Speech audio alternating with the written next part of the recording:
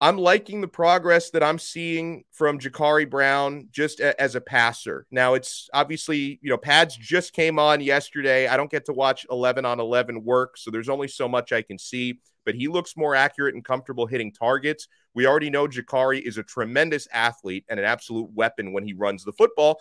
And a lot of fans out there, Malik, just don't believe this guy's going to ever put it together. Like, they don't believe he's ever going to be a real quarterback. I believe he can polish up the passing aspect of his game. How do you feel about Jacurri Brown's progress? I really, really like Jacurri.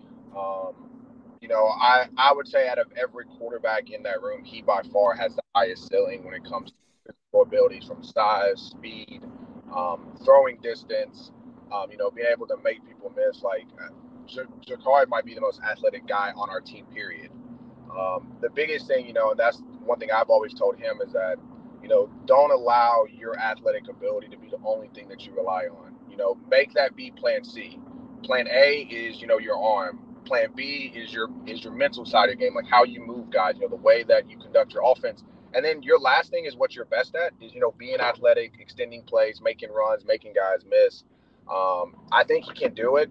I think that whether it's someone on staff that knows a lot about fundamentals, or whether it's him finding a private coach in South Florida that can train him more consistently.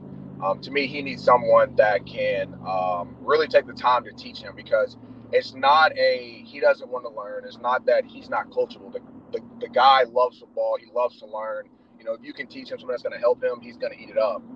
I just think about him, finding the time in his schedule, which is very hard, to dedicate time, to take that extra 30, 40, an hour to find himself a coach, or, find someone that can really, really help him with fundamentals and, how to throw properly. And it's not really how to throw properly because he does, but there's a couple things that I would say he does wrong that are very, very simple that if he can fix, will night and day change his, throwing accuracy. Some of the tips, I'll be honest with you guys, when I was out there on Saturday, I texted him 2 or 3 things I thought he can work on. Something very simple that won't really affect him during the spring. But for him this summer, he really has dialed in on fundamentals.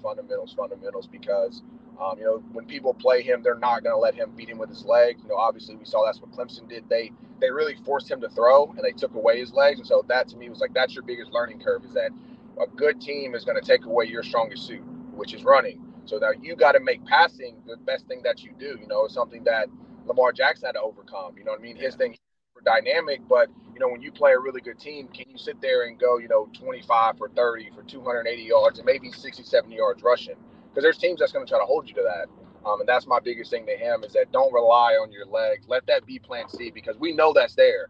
Let's work on the other stuff that that makes you a complete quarterback. But I think with the offense that Coach Dawson has, getting the ball out quick, being super accurate, I definitely think it fits him. If you go back and watch a lot of the older quarterbacks that Coach Dawson had, he integrated them into a lot of the run game.